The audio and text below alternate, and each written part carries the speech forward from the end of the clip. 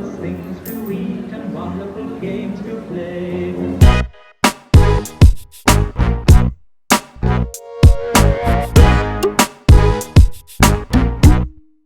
That's the thing. You gotta make mistakes and do it again. So we're starting all over again. We're here. We're here now. Ladies and gentlemen, welcome back to the podcast, The Superhero Mindset. I'm here with one of my really good friends, Leonard Sekyonda from MYCOMEUP. We're here. We're here. We're out here. We are. My brother, thank you so much for being on the show. Thank you for having me. I got you. Oh, man. I'm going around. This is going where? iTunes? This is going on iTunes, Spotify, YouTube, Woo! the whole shebang. It's called distribution, baby. Call a publicist. No, you know what? I've done so many interviews for MYCOMEUP, for your channels. I'm gonna put your channels and everything down here in the descriptions. You're part of the content family. I'm part of like your documenter. Yeah. Document you each year to see where you're at. What's the progression like? Because I met you in 2016 at New York Fashion Week, New York Fashion Week, yeah. When you had the Jay-Z gig going on. I had the Jay-Z gig going on. That was a crazy time. Wow. And you were one of the few people that stuck by me, helping me out. So I had this crazy store in New York City with Kareem Biggs, the co-founder of Rockefeller Records.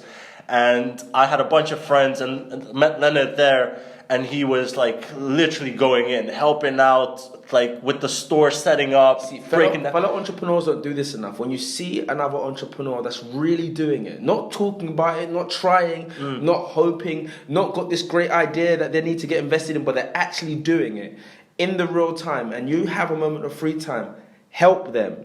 Help other people. Help them. That's a message. That's the reality. Wow, I might as well start the podcast right now. No, it's true, because so many people allow their pride, the pride of the thing that they're working on, to put blinders on for people that are actually doing it. And it's easy to help, especially when you can see someone doing something. It's hard to help someone that's making a plan and working on it and keeping it from the world and needs an NDA for someone to see it. But when someone's doing it, help. Entrepreneurs, creatives, if you see someone in your reach doing something that you can add value to in that moment, do it.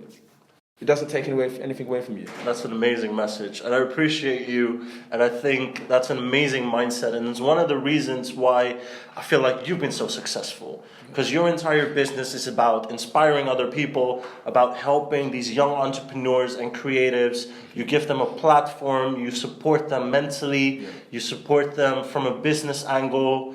You do seminars. You have a seminar in London, in Shoreditch, in a couple of weeks' time. 3rd of November. You have a book out called Become Your Own Hero Again, which is available on Amazon. I read the book, and I think it's audible as well. I think it's an amazing book. It shares your story. It shows your grit. It shows the power that you have as a person. And I recommend this book to everyone. Like, it's honestly, it shows what it takes. And it shows the struggles, which I think is something that a lot of people don't hear about, or they don't see. People see this Instagram version of you, like you've got thousands and thousands of followers on your Instagram, for example. But people don't see the effort and the work that you put into it. I've seen you the past couple of years, team changing and you pivoting your entire business into something else, and it's something that I feel like I want to portray through this podcast. I want to share a message of authenticity. I want to be able to speak English properly. Adaptability. I just want to show the realness behind what it takes. You know what I mean? Like, in your book, I read a lot about some of these struggles. And one of the questions that someone asked me on my way here, actually, someone DM'd me. They asked me, how do you motivate yourself? Like, what do you do every single day to put you in that strong mindset, a beautiful state, as they call it? Do you know what? I think first and foremost, the word motivation is such a high expectation applied to the word motivation. I think instead of us trying to motivate, how do you maintain is probably the main thing that people need to be sourcing information on, to maintain maintenance, right? Because more isn't, in any situation, is never a good thing, right? If I have more money, it doesn't exactly mean my life is going to be more easier. If I have more of a good day, it doesn't mean that sets me up for the days to come. I think it's about maintenance. It's learning to navigate through the good, the bad, and the ugly. And I feel like for me, for someone that has so many responsibilities, like you said, the book, the seminars, the courses, the webinars, tours, everything, the tours, it's really about maintaining my my weight, my load. Understanding what I can and what I can't handle. I think so many people tend to immerse themselves with everything, but don't realize that in order to get the most out of themselves, they have to reduce and be able to be in a space where they're not, in fact, exposed to all of the mass people and information that can come to them. And I'm very protective of the people around me, being able to what energies you let into your space. Exactly, being able to maintain my psyche and understanding that there are some days where I can't point blank speak to my mum because I love her. She's a great woman. She's raised me, great cook as well.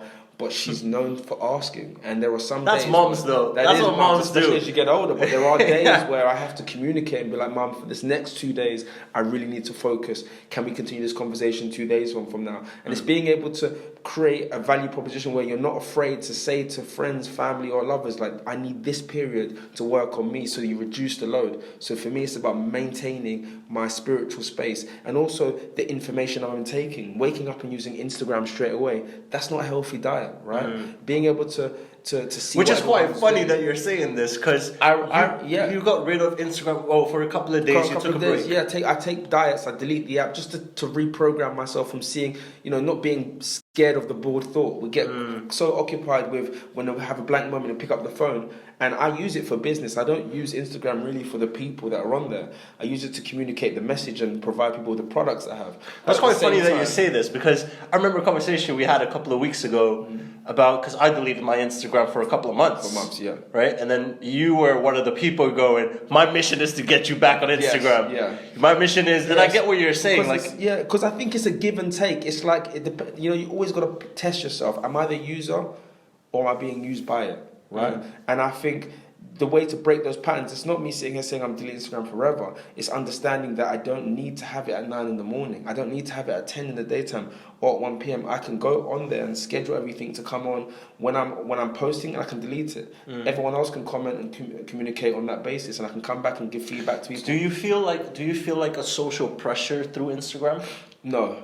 Because I'm not, if you look on my Instagram, I'm not on there for what anyone else wants me to be but who I am, so it's easy, right? I will post me being, reflecting on where my life is. Yeah. I will post me in Africa, in the jungle of a village, going to see my dad's grave. That's where I am. There's nothing glamorous about it. It's really where I'm at, and I'll explain my perspective on it. So it's not hard for me to use Instagram because I'm not trying to be anyone other than myself. That's amazing. In fact, I'm trying to help people to see comfort in just being themselves. And I feel through that I get more communication because I'm exposing myself on such a level, which is trying to show people that, listen, if I'm on there, I want you to see I'm waking up and working out. I'm not on there to show you the latest pair of trainers I bought. You're not pretending. To show you that this great new packet of vitamin water is one to be drinking. I'm there to kind of open the perspective and show people that, listen, you see this, but look how hard I'm working. You see me working out in the morning, every morning with a trainer. But then on the top of that, you'll see me working on my own ideas and developing and meeting other people. And I'm trying to give people the spark to see that, listen, you have to look at things well-rounded. I have, times with my nephews and my younger sisters. I'm always trying to show the package of being at one with yourself and your pace while working hard on developing yourself. Never stop developing. And that's what Instagram is a platform for me to help, to be the spark for the younger generation that don't have that example. So you inspire a lot of people, right?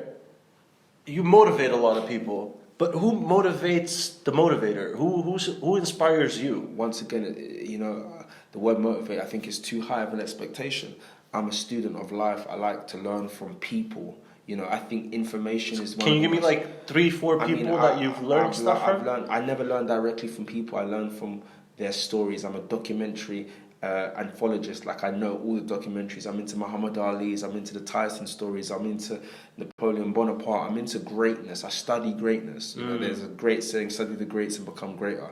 I'm obsessed with understanding the lives of great people, both in their professional and their personal lives. And I consume myself with stories of great people because they always have great adversities, and it always brings you perspective to, one, how advanced we are and how much how much of an advantage we have with the tools that we have against those great people, but two, it also lets you know that it's not always as bad as you think it is. You know, people go through death, great people do. People go through loss, people go through heartbreak, and if you study any great person, they've learned, and you can see how they've overcome it. So for me, my source of motivation is through learning through people, and that happens in my present life. I speak to people, whether it's the doorman, whether it's the Uber person, whether it's the CEO. I speak to everyone because I think perspective is what I chase. Perspective is my mentor, and as long as I'm open to changing my perspective and learning from other people, I think it brings in that easy way to. So you mentioned Muhammad Ali. You mentioned Tyson. Yeah. What Tupac. Tupac? What other people are there that inspire you, that you feel like other people should maybe listen to their story? I mean, a lot of people know about Muhammad Ali's story or Tupac's story. Are there any individuals, podcasts, also people? Books. I mean, I love the 40 Laws of Power. That talks about a lot of generals. He talks about Queen Elizabeth. He talks about Alexander the Great. I mean, I'm very driven by leaders and what they've accomplished. You know, so I'm also very big on autobiographies. I love books like Malcolm X. Great people. I can't take Arnold Schwarzenegger. I can't say there's a great person that hasn't, because I do it because I know that greatness is still being developed even in today's current society. You're seeing kids at 16 turn over their life. So I'm never biased to it being an age thing, but I think it's almost like me pinpointing where I get my oxygen from. It's everywhere. But your inspiration comes from everywhere, but it's very precise because I take it from people that have actually achieved and been doing. I don't look for greatness just in the belief that's beside me. I want to, if someone's great in poker, I want to learn about that person. If someone's great in boxing, I want to learn about that person. It's quite funny you say that. That's how I got into podcasts. Because I love listening to podcasts and watching interviews of the great or people that do great stuff. And I think it's a really good message to put out there. Because they say, you're only the 5... I think Will Smith said it out of all people. You're only the 5 people that you keep around you, right? So that energy of those 5 things that direct your environment... The importance of surrounding yourself with that positive energy is key. It's very, very important. So I listen to a lot of podcasts which have amazing stories of founders of huge companies, and just listening to their struggles, I think, is also a very powerful tool to motivate yourself. So I completely understand what you're saying. The inspiration comes from everywhere, and as a creative business person, you need that inspiration, right? You got to look for it though. Yeah. It's like this is Kobe Bryant. People, greatness is everywhere. But you've really got to be the kind of person that sees it as a valuable form of your diet to constantly seek new insight.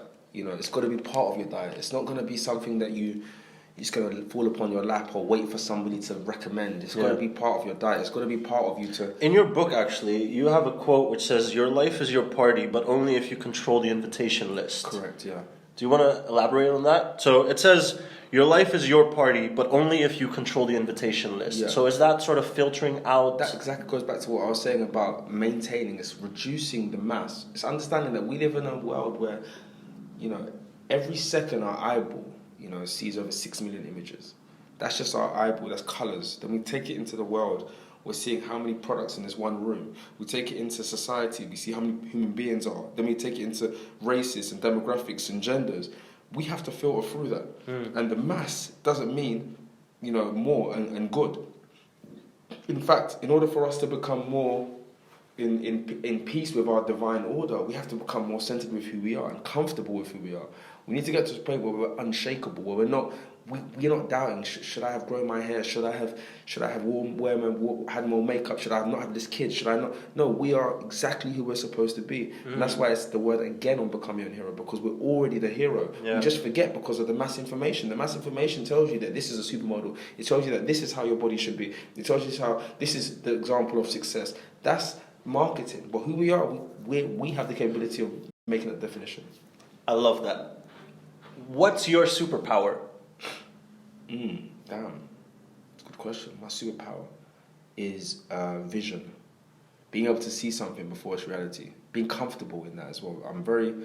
I'm very visionary, and like everything I do is very much prolific. I kind of think it way ahead, and then I don't just think it and wait for it. I can think it and work on it when no one can see why I'm working on it. You know, I can see. You know, I started my training with my trainer. Like, I got a new trainer trains me like 4 days a week, and everyone's like, "Why is this guy training so much?"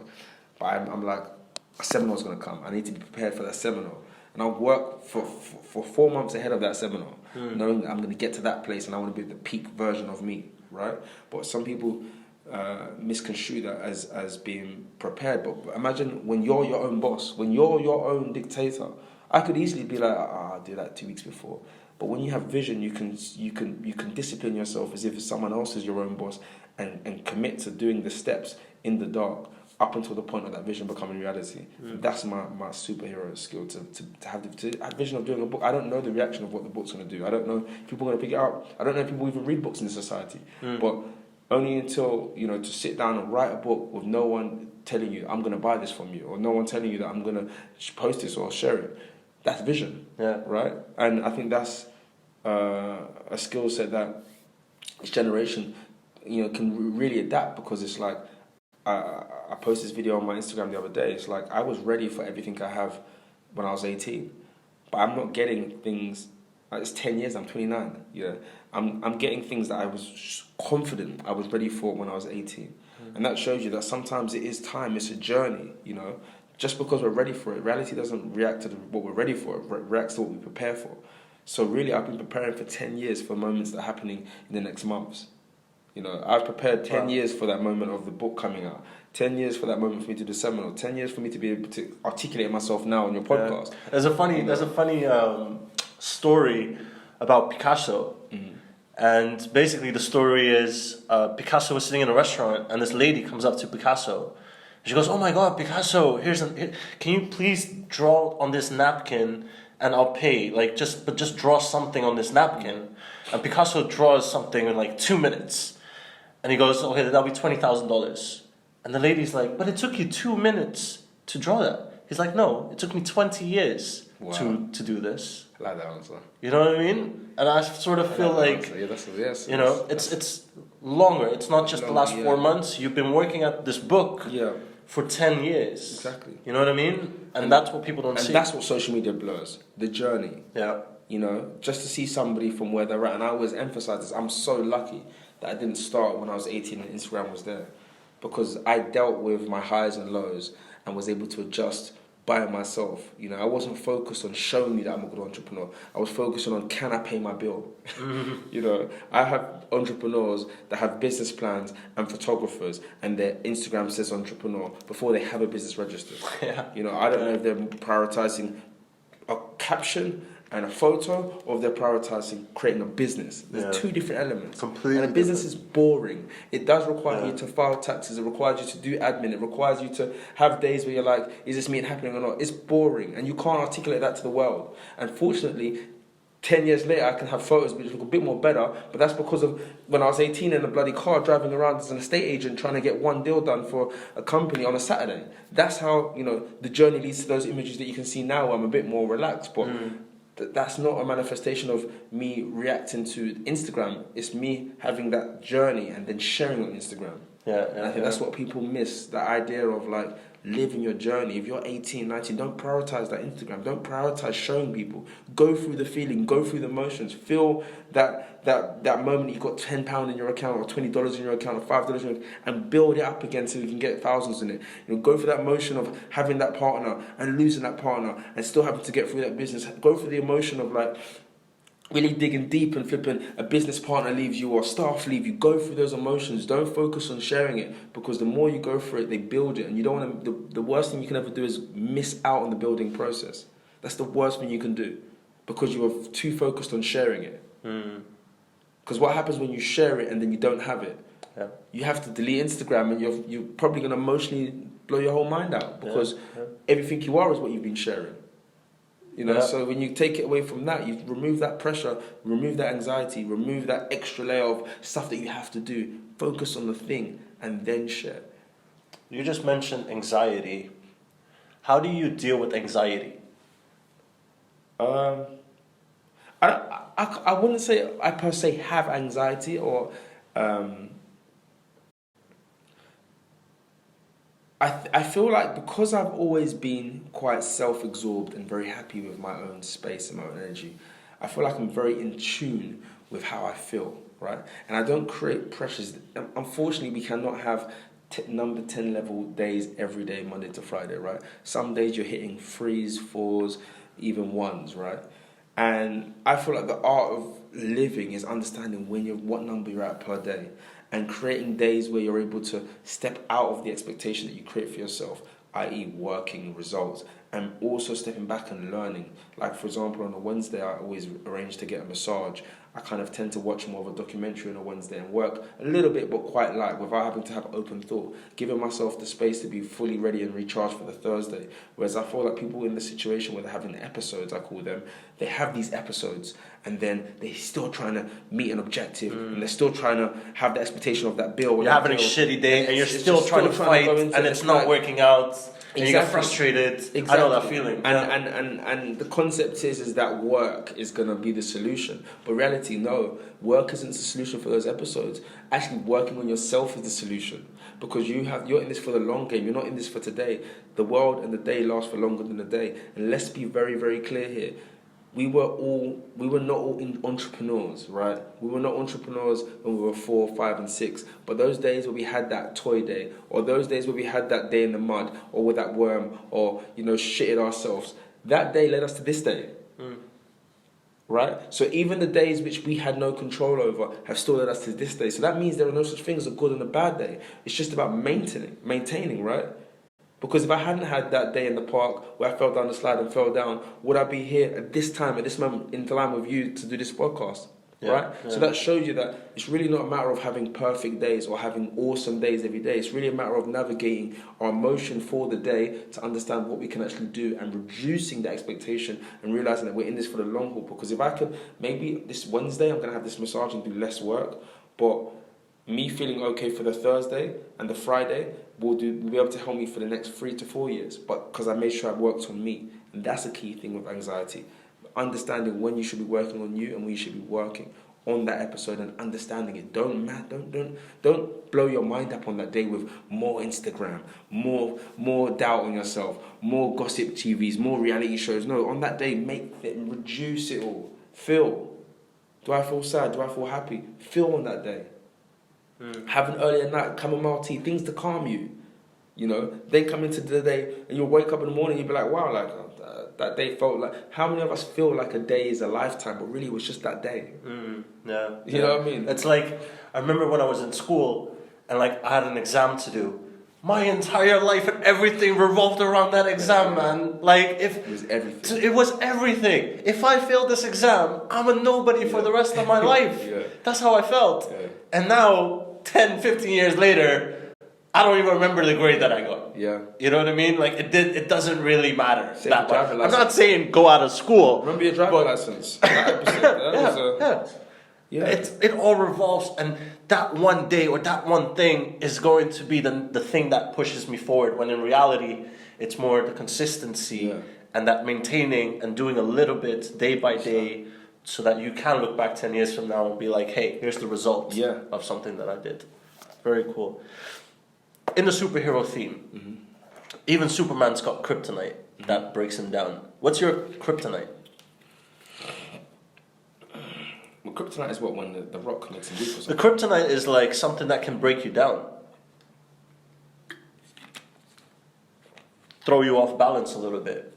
You go into the ring, Mike Tyson's word, and everyone's got a plan until you get punched in the face.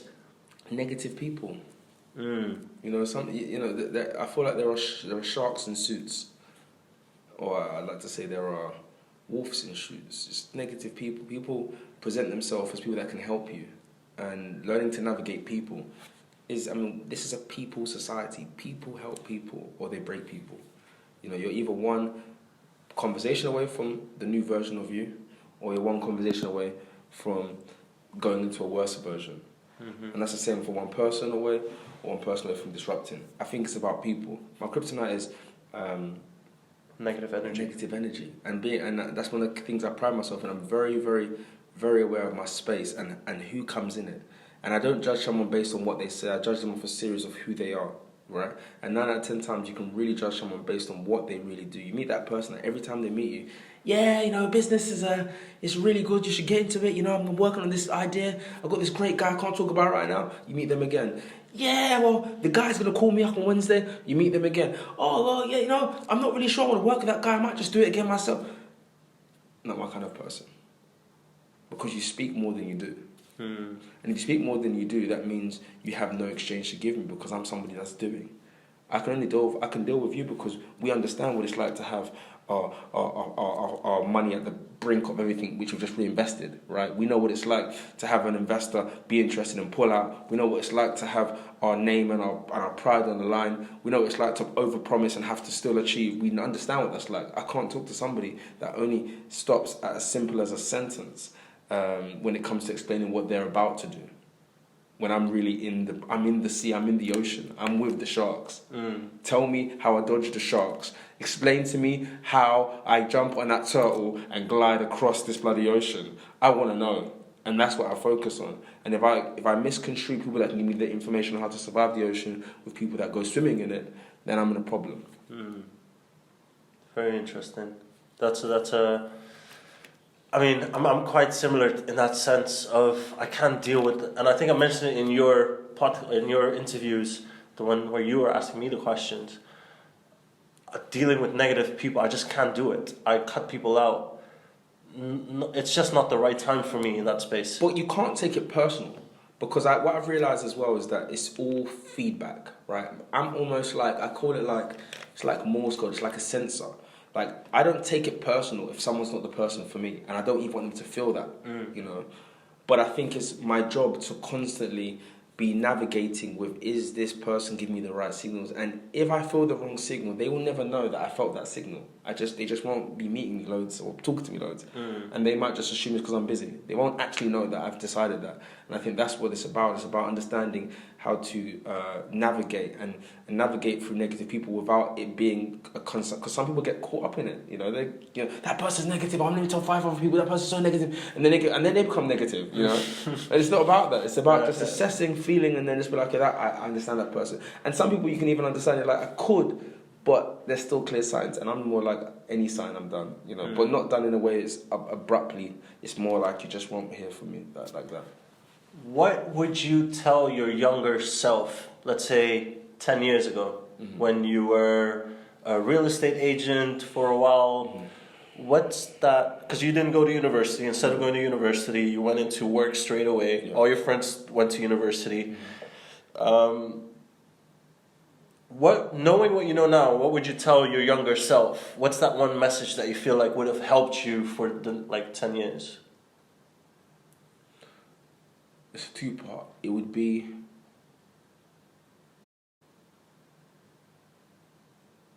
not everything happens in a day.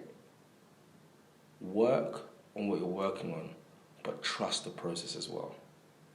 Powerful. Yeah, because I think at that time I used to be very rational with what I felt my work as opposed to the output would have on my reality. You know?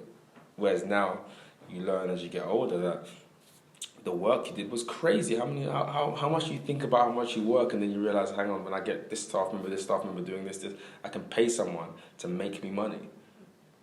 And how much less work do I do? My work is finding more people that can help me increase the money, as opposed to me being the person waking up on my laptop doing the thing. And you don't know that at that time, you know. But the realization is that the process will get you to understanding that. But it's not going to define you at that moment when you think, you know, things aren't going well. I'm working hard, I'm not seeing the results, I still don't have that car. No, trust that process and realize that the process is not in what you have and what you get, it's in what you go through. That's a very strong message, which I can relate to. Mad interesting. All right, so, sorry, what are we in? We're in half an hour. Oh, sick, okay, we're doing good. You have a lot of big plans. Yeah. And I think it might be cool for the people to sort of understand what your job is. Oh. How would you explain? What's your elevator pitch to people when they go, "Hey, Leonard, nice to meet you. What do you do?" Everything. I'm a CMO. So I'm an entrepreneur, I'm an author, I have a tech company, I have a fashion line, streetwear brand, I'm a speaker, I'm also a life coach. I'm the spark. I'm here to be the spark. I'm a media mogul, I do content, I have a YouTube channel, I have an online platform. All of it gears to the same thing, is to show you that you can do it too. Everything does. From the book, to the courses, to the content, to the interviews, to the podcast. It's all to show the next generation. Don't be slowed down by the perception of yourself. See who you are, embrace who you are, and build on that. Interesting you said, don't be slowed down by the perception of yourself. Yeah. You're not even worried about what other people think. No. It's the perception that you have of yourself. The perception of ourselves. If you don't think you can do it, you won't do it. What's the because you meet a lot of entrepreneurs and young people that want to start their own business and stuff. What do you feel like is the overall or the question that they have the most? Like, what do you feel like they should all really know? Every single time you meet a similar kind of entrepreneur comes up to you, they should know that they should just start it. You know, that's the truth. That's literally my first video. I'm like, hey guys, I've always wanted to do it, never did it, so now I'm going to decide to do it. Hopefully the videos get better. I think my first sound, like the first podcast, the sound was great. The second one, like the video, the light wasn't great. Like it keeps getting better and better. But the fact that you're just doing it, just to start, because it's like the just second do it. You go beyond the idea of like talking about something you're not doing more than once, you're creating a behavior pattern which is flawed. Talk about what you're going through while you're doing it. Don't talk about what you want to do. And I think a lot of entrepreneurs spend so much time investigating, researching, preparing, creating business plans, having meetings with people about the thing they're about to build, and don't actually have the thing. But they have photos about the thing they're about to do, and they've got their profile says entrepreneur, and it says the next company, but it's like they're forgetting the thing. If whatever you do it. Yeah. That's the biggest thing I have to say. Whatever you do it. I wasn't an author until I put a book out. I didn't know I was going to be an author, I just did it. And then I saw I've got pages, then I'm like, okay, I can put this out. Then I just thought, okay, let me book a shoot. But it's all from just doing. I didn't know what the cover of my book was going to be done until I did a shoot and looked at images to pick from, right? I didn't even have the name of the book. I started without the name of the book. I just started with principles. So it's like, you won't ever get to a space of actualizing your goal or your vision or what you want to do, or realizing what works, what doesn't work. Because the feedback you said, even for me, MYCOMEUP has adjusted all over the years. We were first a blog, one of the biggest motivational blogs. Even on our YouTube channel, it was like 24 million views. We were known for all the motivational content. Instagram came. People don't need to go to MYCOMEUP anymore for blog information. They can go directly to Diddy's page and watch what he's posting. So I had to adjust. I had to realize, okay, let's make this a community. Let's make sure we can keep the data. Let's get the profiles so people are networking on the platform. Then I realized, okay, they don't want to just network. They really want to learn still. So then it's really about us going out and filming the content instead of just reposting it, going and getting the content ourselves. Then it went from the content to realizing people want real opportunities. And now we have, in September, MYCOMEUP internships, which gives our users the ability to apply for creative internships where they can apply skills that are freelanceable, from photography, videography, even social media management, for people like you and I that we have all these businesses, and it's hard to find the talent, And I have a pool of talent. I have a pool of talent on the platform. I really do. Yeah. I believe that the guys on our platform are very creative, and they just don't have representation. And if we can be a platform which gives them the insight to be able to get, the next videographer to intern for, your business and be part of what you're doing, or film this, so you don't have to do everything on your part. Why not? People want experience. We don't need to all just make money. We just need in. And that's my goal with everything I do. I can't say give everyone money, but I can give you in on information. I can give you in on opportunity. I can give you in on perspective. And that's what I want to represent. I want to represent giving people in, especially people that maybe come from my background or come from lack of information or lack of support. Because I don't think it's about mulling around and just being, I was born here and I've lost this. We all go through experiences, but what are we going to do? From that point, we understand this. What are we going to do?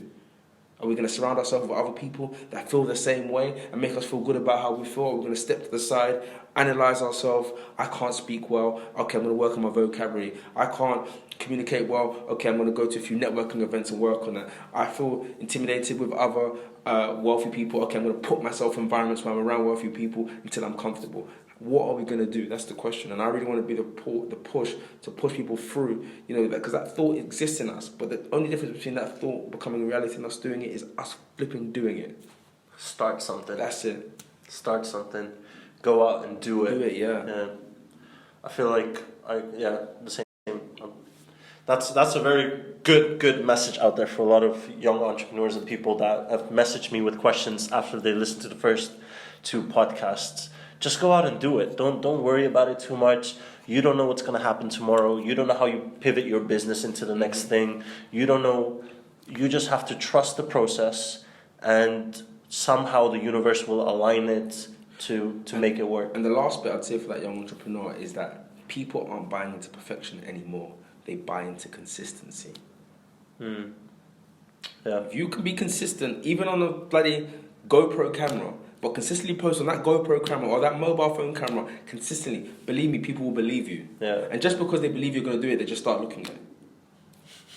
Yeah, it's true. I started, I remember a couple of years ago, I wanted to do podcast and interview, or I don't know, just get a full message out there instead of just an Instagram post or just the result or something. And I started doing these vlogs in New York City, and after I don't know, maybe my 10th video, I kept losing the camera and I just stopped doing it, and it never picked up. And then I was like, the only reason why I didn't succeed in it is because I wasn't consistent enough.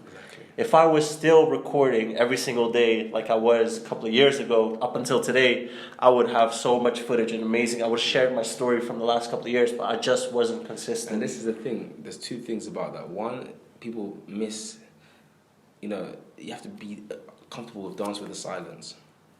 When you're doing whatever you're doing. What do you mean? Dance with the silence? Silence is one of my key words. It's like learning to embrace the silence. When it's silent in a room and you're speaking, we all have that moment where we stand up and we speak, and then we realize, shit, we're the only ones speaking here. Everyone's listening. And then we start stuttering. So that moment when we realize that everyone else is silent and we're explaining something and they're listening, that we are... that happens also in the workspace. Yeah. When we realize it's only us doing this video and 2 people are watching it, and 3 people are watching it. We're like, this is embarrassing. I don't ignore that. Yeah. Because the thing with content, especially content, is you can never tell. And this is touch wood. We don't ever want to go for anything negative, but you can never tell what's going to cause one of your videos to go viral. But you have to leave the tracks. It's our responsibility to leave the tracks of our journey, because it's not about when we want to view it, but it's about when people decide at one point that they want to view it. And as long as there's a journey for them to see, you can't tell that person, start watching it from 2019. Someone might go be a student of you, but I love what Saif done in that business. I want to see what he did from flipping 2014. That's why we go on my YouTube channel. You can see me from 2007 in the Philippines. Wow.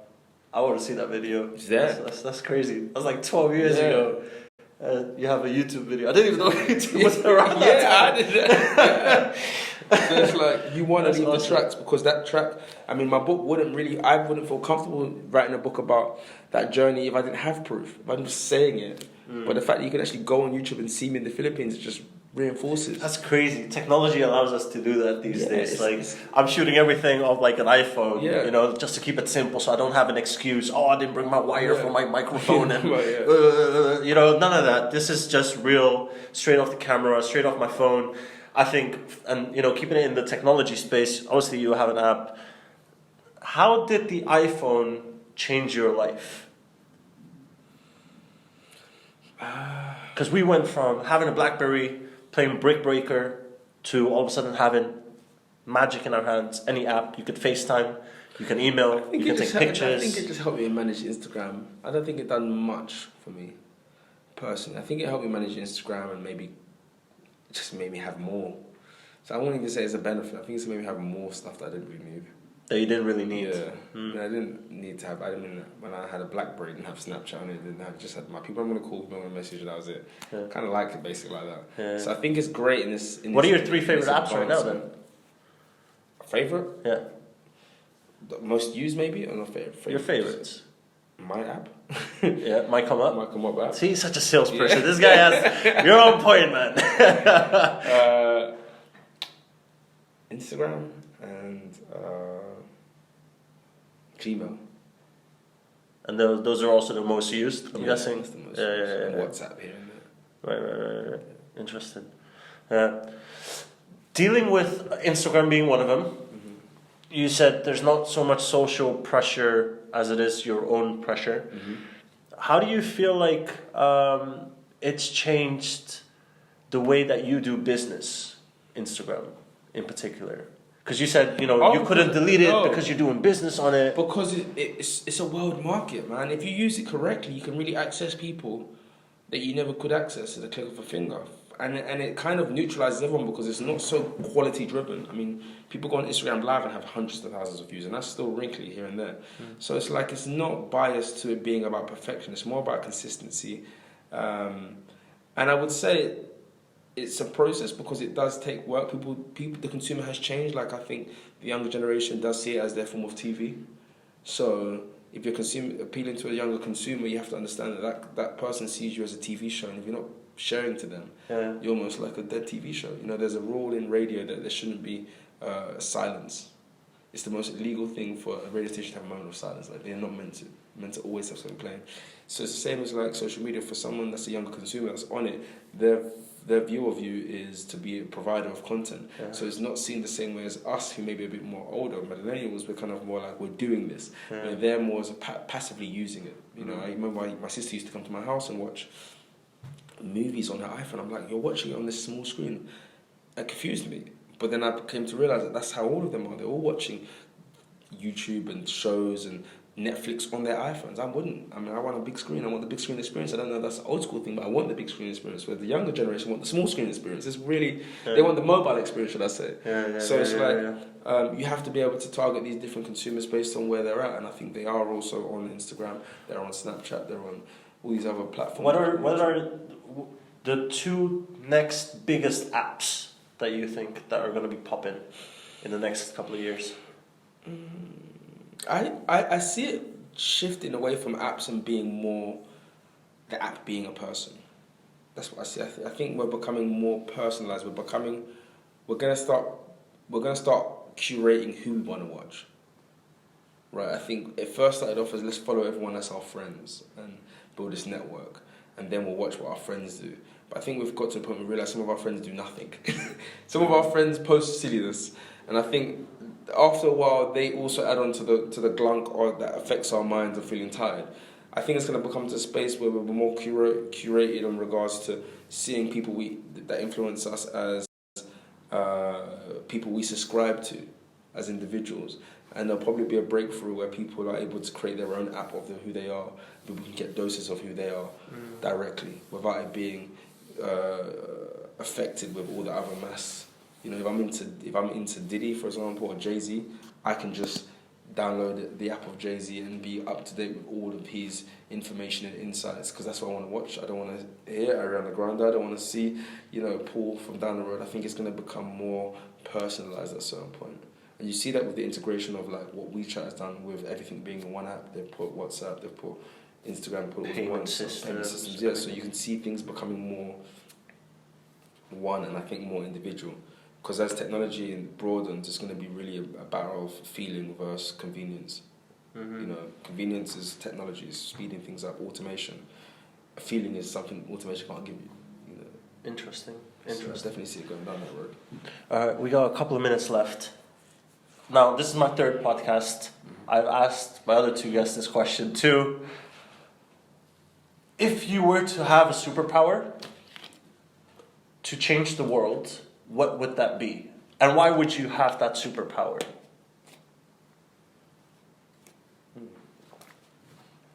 It's a hard question. Superpower. What superpower would you want to have to change the world? The ability for more people to see what I'm currently doing. To see what you're doing? Yeah. Why? Because I believe it's world-changing stuff. Yeah. You feel like the rest of the world should see what you're doing, yeah, so that they get inspired, correct, to do better. Yeah. Interesting. So that superpower might be what? A marketing budget? I have people on the show. They're talking about empathy, and the world can be a better place. And I think I need more Facebook ad spend. There's definitely more marketing budget coming your way for sure. There's a lot of stuff that's going to be happening. Hey, well, thanks for being on the show. Thank you for having me. Thank you for opening up. Thank you for sharing your message. Thank you for inspiring people. Keep going. Thank you. You've got amazing things ahead of you. You've got an amazing seminar. You have one book out. There's another book going to come out pretty soon, I'm sure. Make sure you follow Leonard on social media. At LeonardSekyonda.com. There we go. Plug. www.leonardsekyonda.com. Go check it out, guys. Thanks for watching. Thanks for listening. MyComeUp.com. Thanks for being on the show, brother. Appreciate you, man. Thank you, man. Much love.